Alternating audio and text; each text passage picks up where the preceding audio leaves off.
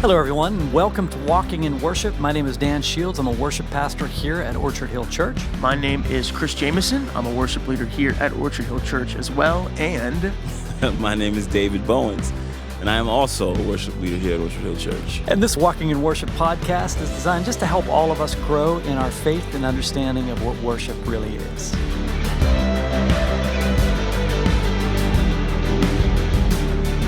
Well, this has been an interesting chapter for me to read through.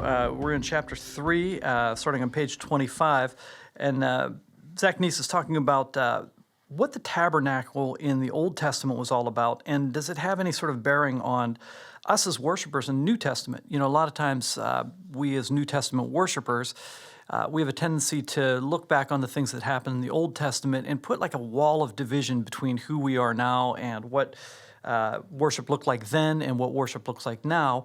And I think we really embrace more of a free type of worship where we see it like unshackled from any of the religious traditions. And a lot of us, who came out of religious traditions, like that unshackling. We like to be released from what we were sort of tied down with in the past. So he's talked about a bunch of different things, but I'm going to just run through some of these questions. Ask some of the questions, and then we can talk about them. Let's just jump into the first question here. He said, the only way to beat Israel was to get God out of the camp. So he's talking about the enemies of God that were surrounding the Israelites. And he said, they couldn't beat Israel because they had to beat God. So the only way that they could beat Israel was to get God out of the camp. It's almost like if you got a big brother or something like that, or a friend who's huge, and there's a bully kid that wants to pick on you. The only way he can do it is if he gets you alone. He's got to be away from your brother, or away from, that big friend of yours. And with the enemies of God, they had to get Israel out of the camp. And he says this: the only way to do that was corrupt their worship. And I think he's talking specifically about the golden calf, and when the golden calf happened. That whole thing where God was like, I'm going to kill these people myself, So that's just time they were drawn away by different, different cultures to worship other gods, right? Which on many cases, really is a picture of us. When we feel like we're removed from, we say, I would never, make a golden calf, but we make golden calves all the time. We walk away from God all the time, they and just all look kinds of different things. They're not made of gold and they're not calves, but they're definitely the same thing. So this is what the enemies of God did, and this is what the enemy of our God is doing today. Quote. So how do you think the enemy is corrupting worship today to keep people from accessing God's presence? So in the church, what sort of corruptions do we see? What sort of things do we see that maybe lead people more away from God than towards God? And what sort of things, a lot of times what would be called idolatry in the Old Testament, we could probably see in our own lives, and in the New Testament worship in our churches. We can see all kinds of things that people will make into gods. What kind of things do you guys see that, have that potential to become little mini gods where people are worshiping the wrong thing? It's a redirect of what our affections and our loves really should be.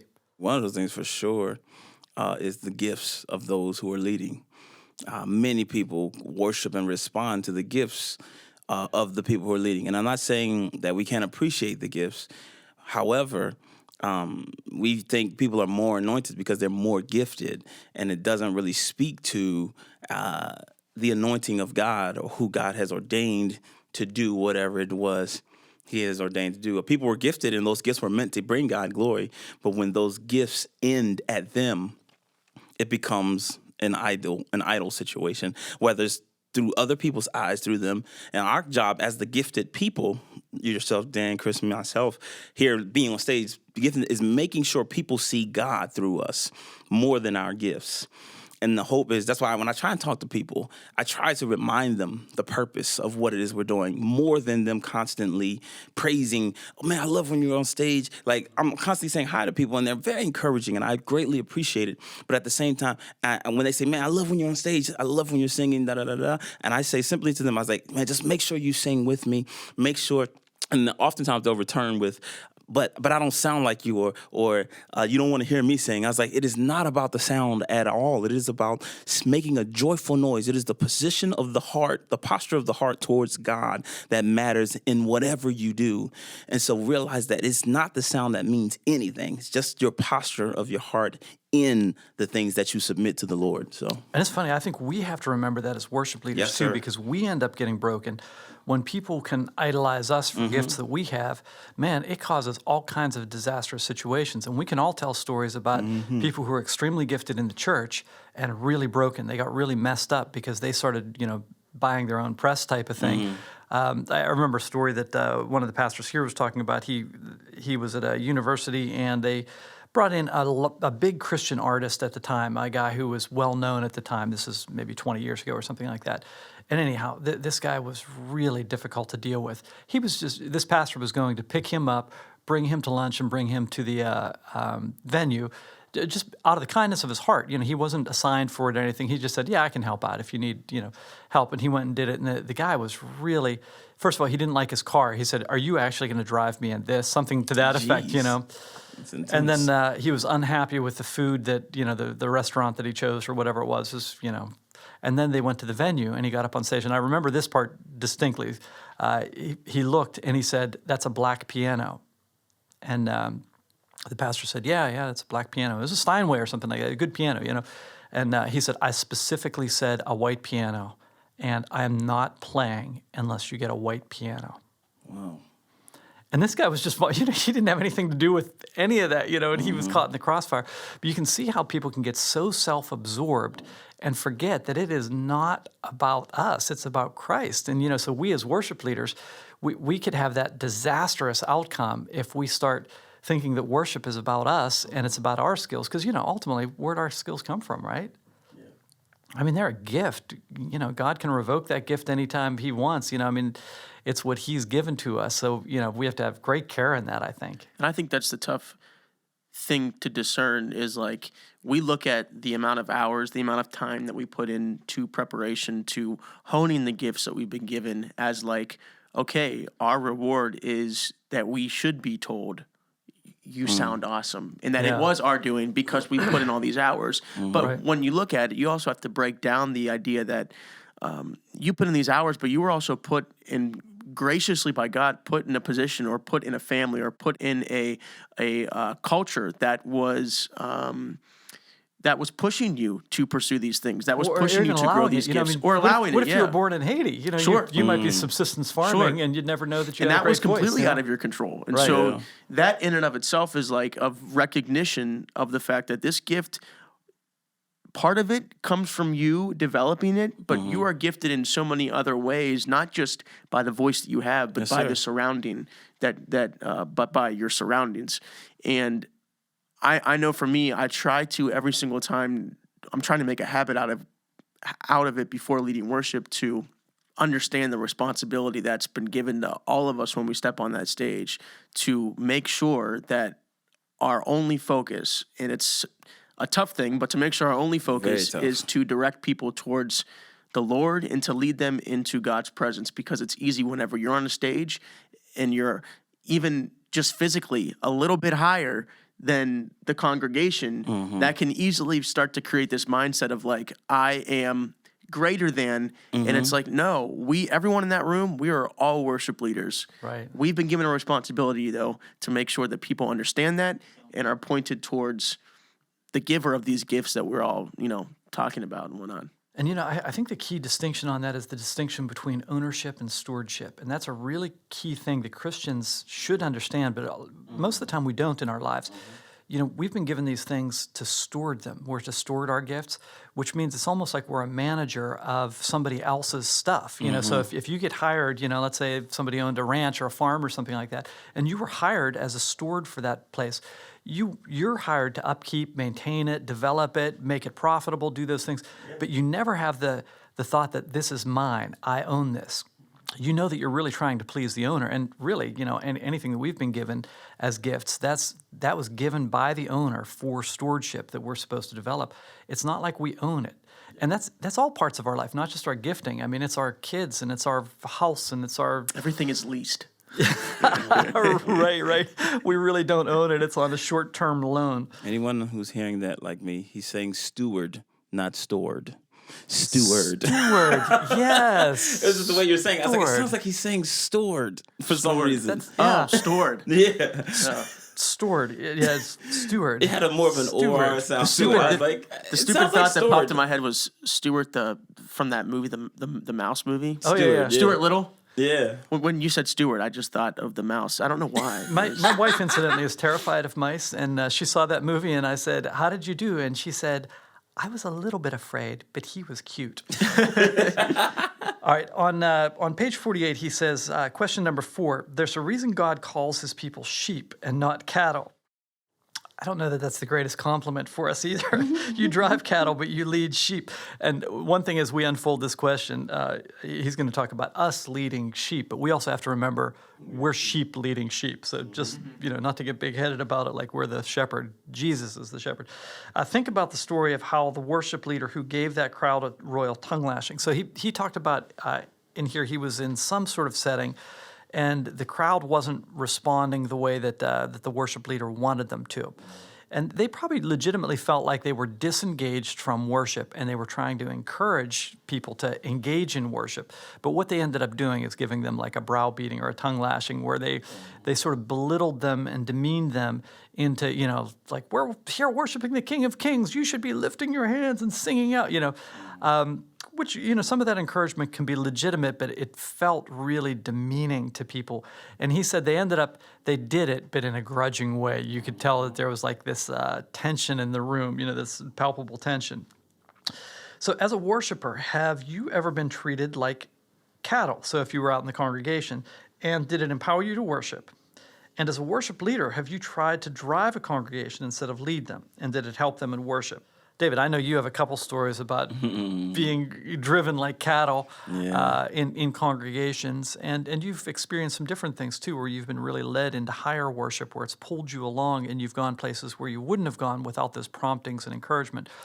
What's the distinction and what's the difference? How do we divide those? And as a worship leader, how do we see how to lead people and not drive them? It's not a cattle prod, but it's it's the carrot, not the whip. I like that. It speaks to the previous question that we already answered.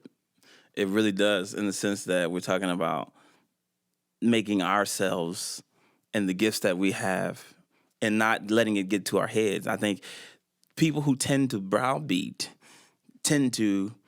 they may understand it and knowledge how awesome God is, but they also want a response from the people. And they tend to, when it becomes more of an abusive thing, then I have a feeling that it's more about you than it is about God. Whereas That's exactly what I just wrote down here in the book too. Is the browbeating because they want people to give praise to God, or is it because they feel awkward on stage and they want someone to acknowledge that they're there and to make them more comfortable? Yeah. Because maybe people aren't responding the way that leader wants them to respond. Yeah, and that never goes in the right direction. Like I saw a comedian not too long ago at on stage, and things weren't going well, and he was like trying to force the comedy and force people to laugh, and it just went the opposite Really direction. bad, yeah. When he started doing that, you've lost the room when that happens. Yeah, it's such a battle, because there needs to be some point of engagement, but how do you toe the line of the truth of who God is, while still expressing the grace, love, and the freedom that is given us, and then encourage the people in the way that draws them into what I like to call the turning on of a light moment, the moment where they are reminded of God's goodness and reminded of who God is in their own lives, and then acknowledge that and respond. I think that's what we've been trying to be intentional about lately as worship leaders. Find moments to allow people to be present, because I think a lot of the disengagement of the people can be that their minds are just everywhere but where you are as it relates to service. You're in service, and a lot of people come to service almost as, when you've talked about this before, as kind of the check off the box for the week. And they don't see it as a whole lot more than that. Like, God, I did my thing for you this week. We should be cool. Whereas It's taking the moment to say, hey, this is more than that. There's value in this moment. If you actually just pay attention to who God is and what God has done for you and how he's been in your life, not even just in all the beautiful things, but in the tough moments, you pay attention to those things. And the moments that you've already made it through, look back at it and see how God has matured, blessed, grown you from those experiences. And then acknowledge how good God has truly been, from the beautiful things to some of the most painful things in your life. And you still see the goodness of God in all of it. Then now let's sing the song. What does the song really mean at that point? And finding a way to get them to acknowledge God in their own lives and then respond from that place, I think is one of the most effective things a lead worshiper, worship leader, lead sheep, whatever we want to call them, the way to encourage people to do that, to own it themselves, I think brings value to the moment, because it helps them to realize, like, hey, it's not about me up here. It's about your connection with Christ. It's about the relationship God has placed in you. I'm just the person reminding you, encouraging you, providing space, atmosphere, sound, and opportunity for you to engage. The hope is I do nothing to impede that, and I think the ones who browbeat have a tendency to impede it, because now it's about, it becomes a battle. Not an encouraging, or you're not setting the table. You've created a wall and you're the wall, whereas you want to set the table and remind them of the beauty of God and who he is to them individually, because every person has a different experience with God, while yet the same experience, because of the grace is the same, the love is the same, the mercy is the same, who God is the same, but your individual experience is different. And so to help them be reminded of that, and then respond from what they know God has done, I think is a very effective tool. And it's the difference for me as a worship leader and as a sheep, when I'm being led to be reminded of who God is. When somebody says something that strikes my heart in a way that reminds me of who God is to me, that's the most effective thing for me in responding in worship. I mean, I've been in church for a while, so I'm a little more mature, so I've decided in my own self that I was like, no matter what the situation is, I'm going to make it a point to do my best to try and engage God in worship when the opportunity is provided, when the space is provided, when the atmosphere is provided.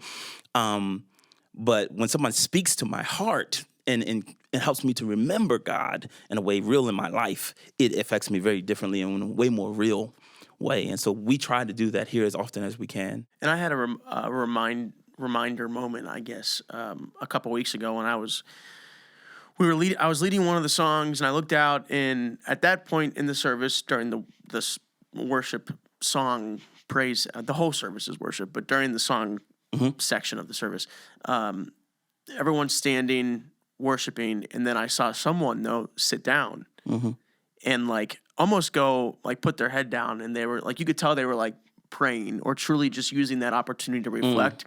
And it was a reminder for myself that when we stand together and we sing songs, it doesn't always look the same for every single person, and it doesn't have to be uniformed. It just needs to be worship. And I also am wondering too, which I think a lot of churches do this, not just us, but you come in, you start with your songs, then you go to the message, and everything is very structured. I wonder if we just one weekend threw people off and we Kurt went into the message first, and then we ended with 3 songs, or we put it right in the middle, which we do sometimes with our message and music service or whatever. But it's, again, just serves as another reminder that there doesn't need to be this finite structure to every single service. At the end of the day, every part of the service is worship. Yeah. So if you're standing, if you're sitting, if you're listening, if you're singing, it all should be with a heart of worship to God. And that's, even for myself, sometimes I have to catch during the message if I'm zoning out or something, or if I'm not as focused as I need to be or should be because I'm thinking about what's for lunch later. What are we doing after this to go to the grocery store? Or even your tasks that you do on stage. I know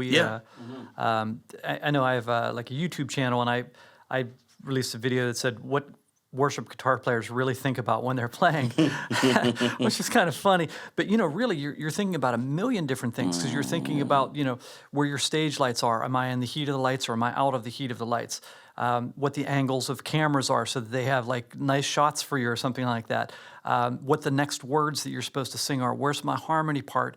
I've got to make this transition, and I've got to go from a capo, get the capo off, tune my guitar, pick up my slides, switch my patch on my pedal board, then in the chorus switch to a different patch. So there's this like complication of a lot of things that we're thinking about that are functional things you have to give thought to.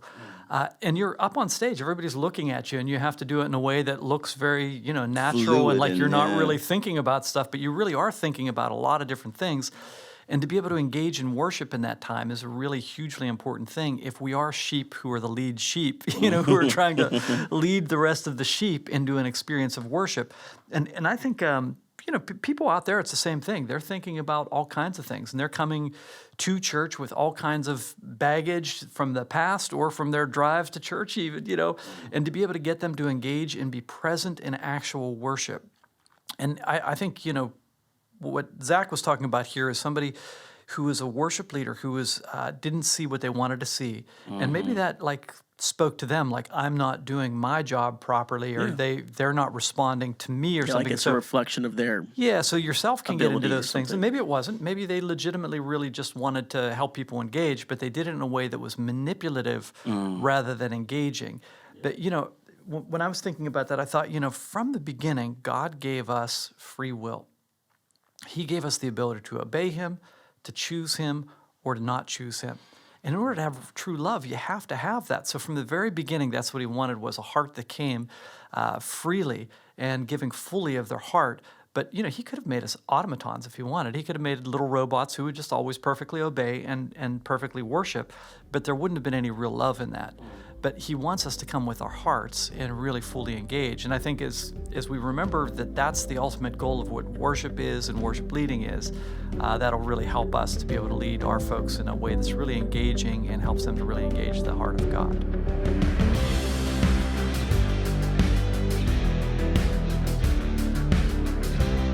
Hey, it's Chris. Thanks so much for listening to episode 5 of Walking in Worship. Join us next time as we continue our conversation on chapter 3 of Zachary Neese's book, How to Worship a King, and continue walking with us towards a deeper understanding of what worship truly is.